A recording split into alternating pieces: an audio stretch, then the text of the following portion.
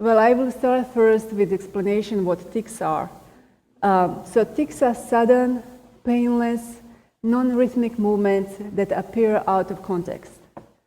So there is nothing going on, they just have these movements. They don't go like, they don't have to go forever, they are not rhythmic, but they just appear like that. And they are very common in childhood, and I will talk about statistics in a little bit. But they can be divided in 3 different groups. They can be transient or chronic. Transient if they are present in a patient for less than a year, and they are chronic if they are for more than a year.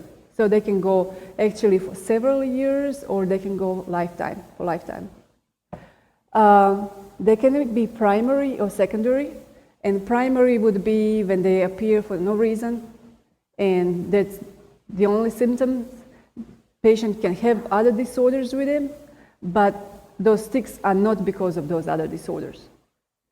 And then secondary appear, for example, as a result of use of certain substance, use of certain medication, because of something else that has been going on. And they have there can be explanation why the patient has tics. And I'll talk about causes of secondary tics also in a couple of slides. And then they can be simple and complex. And we will see what that means. Simple tics are when there is only one muscle involved in a tic, usually. And then complex, there are more muscles involved, more than one. And they are more elaborate. And I will give you different simple and complex tics. In general, tics are suppressible. But that's we will see what it means. And they are preceded by sensory symptoms. So what that really means is that they are often just temporarily suppressible, just minutes to maybe hours. And it depends on the patient. For 10-year-olds, it's really hard to suppress them. And usually what happens is that that sensory they usually have urge before having a tic. They usually have an urge to do it. And then once when they perform the tic, they feel this relief of anxiety. So that makes them to want to perform the tic. And if they suppress it, often what happens, that actually makes them to be more anxious and makes this urge to be more strong. And after the suppression, that ends up with this buildup of tics. When they have outbursts of tics, they can go for a period of, for some time. Instead of having one tic, they will have several minutes of tics. And then besides being suppressible, besides being preceded by sensory symptoms, they also persist during the sleep. They can persist during the sleep. They have both phonic and motor component, so they can be vocal and they can be just without expressing any noise, just motor. And they have waxing and waning course. When it comes to waxing and waning course, it means that for 3 months, patient doesn't have to have that many tics or it might be not have some tics at all, and then he will have 3 months when he will have a lot of tics. Okay, so these are some simple tics, and I have divided them here in 2 groups, in phonic or vocal tics, and then in motor tics. So some of the patients can have, for example, from each of these groups, they can have one of these tics, or they can have several of them. And they can appear at the same time, or they can appear at different times. And some of the simple phonic tics are throat clearing, sniffing, barking, coughing, yelling, usually yelling just one sound, not words, hiccuping, belching, animal sounds, just simple sounds. Words would be more complex. And then motor tics are eye blinking, sticking tongue out, head turning, shoulder jerking, muscle tensing, flexing fingers, kicking. And if you think that this might be disruptive, then you can look at complex tics. And these are some of the complex tics. Phonic complex tics, repeating parts of words, of phrases, and that can be very disruptive in conversation. Prosodic changes is a melody of the speech, like a tone of the speech, so they can be changing that. Talking to ourselves, assuming different intonations, and then coprolalia, which is use of obscene, kind of aggressive, very inappropriate words. And I have to say here that at the beginning, when actually in last century, when Tourette's syndrome was actually established as diagnosis, and it was Tourette's syndrome because it was actually described by Gilles de la Tourette, so that's why it's called Tourette's syndrome. But at that time, he was thinking that you have to have coprolalia to be diagnosed with Tourette's syndrome. But that's actually not true. And actually, less than 10% of patients with Tourette's syndromes have coprolalia. So this is actually a very rare symptom. But that doesn't mean that the other patients who have all of these other symptoms that are more settled, those should be recognized. And then motor tics that are more complex are flapping arms, facial grimacing, adjusting or picking clothes, complex touching movements, jumping, shaking feet, pinching, poking, spitting, kissing self or others. So as you see, lots of these can be very disruptive. They can be worsened by anxiety, by stress, boredom, fatigue, excitement, premenstrual syndrome. These are just some of the simple things that's important to know and just to avoid, to kind of warn the patients to avoid these kind of situations. And then they can be lessened by sleep, cannabis, unfortunately, alcohol, relaxation, playing a sport, concentrating on an enjoyable activity. I say cannabis and alcohol, unfortunately, because later on in life, if these symptoms persist, what this kind of means that these patients might have increased risk for dependence problems because they might be using these kind of substances just to kind of self-medicate themselves. In general, cause of tics or cause of Tourette's disorder is unknown. And there is just some of the factors that have been contributed, but there is no definite evidence that there is just one thing that can cause tic disorders. So biologically, there is, in recent literature, there's research going on exploring about how neurotransmitters like dopamine and serotonin are associated with tic disorders. Unfortunately, there is no enough evidence that those neurotransmitters are definite cause of tic disorders. However, for example, antipsychotics, they work on dopamine receptors and they do help, but not completely though. Then changes in other areas, in some areas of the brain, like basal ganglia, thalamus, frontal and temporal cortex. And then genetic, there is evidence that there is a genetic relationship up to 75 cases. However, there is no gene that has been found so far that causes Tourette syndrome. And there has been research going in that field, but there is no single gene. It's probably multifactorial. And then chemical factors, prenatal factors, possibly. There is research going on about some maybe viral infection or something that happened during the pregnancy that might cause later on predisposition for tic disorders. Illicit drugs like methamphetamines and cocaine have been known to cause tics. And so those would be secondary tics because they are caused because of these substances. Then stimulant medications. We use stimulant medications to treat ADHD. As we will see later, lots of these children have ADHD, which then kind of actually possesses the problem because it's hard if you treat ADHD, the tics get worse. So, but stimulant medications can cause tics. 3 cyclic antidepressants, they are not that much in use anymore, and anti-epileptic medications.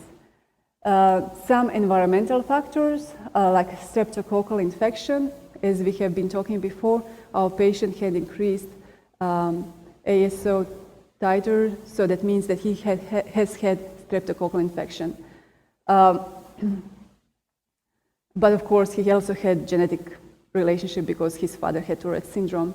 So it might be that he had predisposition, but then something else happened and just pushed him into that direction. And then there also lists a cough during upper respiratory infection, imitation of dog barking, and then after head trauma or stroke. According to our most recent guidelines for DSM-4, tic disorders at this time are divided in these 5 groups. We have transient tic disorder, that is the mildest form. Transient is from 4 weeks, they have to have tics at least for 4 weeks on a regular basis, up to 1 year. After 1 year, as we said before, they become chronic. Then we have motor tic disorder. That's when we have only motor tics, no vocal tics. And it's more than a year, and it has to be present at least for 3 months in a row. Vocal tics is just vocal tics. It's, again, more than a year, and it has to be present in a row at least for 3 months. And then Tourette's disorder. Tourette's disorder has actually both vocal and motor tics. And I will talk about it in just a little bit. And then there is also diagnosis of tic disorder not otherwise specified. We use this diagnosis when we cannot really place a patient and his presentation in any of these other categories. But they have to start at least before 18 years old. So tic disorders, they must appear before 18 years old. So they are a disease of childhood. They can continue later on in life, but they have to appear before 18 years old. They cannot result from use of substances like cocaine or meth or stimulant medications or something else. And they cannot be due to some other illness. So they have to be primary, they cannot be secondary tics. Tourette's disorder. So Tourette's disorder, to meet criteria for Tourette's disorder, patients have to have both multiple motor and 1 or more vocal tics at some time during the illness. So they have to have them at the same time, both components. And the tics occur many times a day, almost every day, for more than a year. And patient is never symptom-free for more than 3 months at a time. So they have to be in almost every day, at least for 3 months. Before 18 years old, and of course there is impairment in important areas of functioning. Like for our child, there was impairment in his function at school, function at home, on multiple levels. And then statistics, 3 in every 1,000 children in the United States suffers from Tourette's disorder. That's according to the recent CDC survey. And that's total about 150,000 cases in the country. So it's not that rare. I mean, 1,000 children, a regular school, I don't know how many children, but they have, probably there are up to these numbers. So you can find patients with Tourette syndrome practically in every school. So 1% of school-age children have Tourette's disorder, although most of them have mild symptoms. And most of them go for years without being recognized too. And for around 50% of children with Tourette disorder, tics will disappear in late adolescence. And more than 85% of people with tic disorder have more than just tics. They have other complications and comorbidities, which is more than 85, so that's a huge number. And I will talk, after this slide, I will talk about complications. Tic disorder is 3 to 4 times more common in boys than the girls.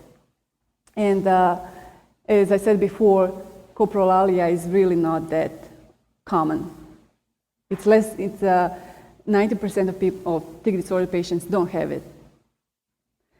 These are some of the problems that are associated with Tourette's disorder and the percentage of these problems.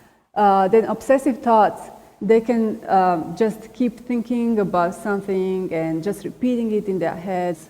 And then compulsive behavior, like precise arrangement of objects, touching things, rechecking, smelling, rewriting letters, washing hands, and so on. And then coprolalia, obscene words and statements, occurs in some patients. It says here 8, the most 25%. So behavior problems include quick temper, mood swings, overreaction, negativism, then echo phenomena, which occurs in about 30 to 60%, includes repeating other words or statements, imitating others, repeating one's own words or statements, and of course this all kind of affects their social interactions and how they function in school.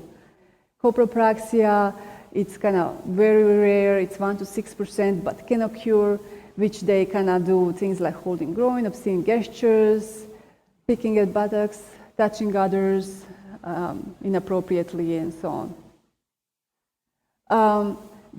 3 psychiatric disorders that are most often associated or come together with Tourette's disorder: ADHD, up to 50%, learning disabilities, 25 to 30%, and then OCD, that can be up to 40%. So some patients can have compulsive and thoughts and obsessive thoughts, but they don't really necessarily have to meet criteria for OCD. But this, we are talking about patients that also meet criteria for OCD as well as Tourette's syndrome. And then complications, most often the complications that have been listed in the references that I've used are depression, sleep problems, social discomfort, self-injurious behavior. And of course, as you can see, some of these complications can come just because of all this that these kids can go through. And of course, if if they have to have these tics and they have this urge and this anxiety all the time and everyone is making fun of them and they just cannot really express themselves because they're constantly interrupted with these tics, of course, these complications are not hard to explain.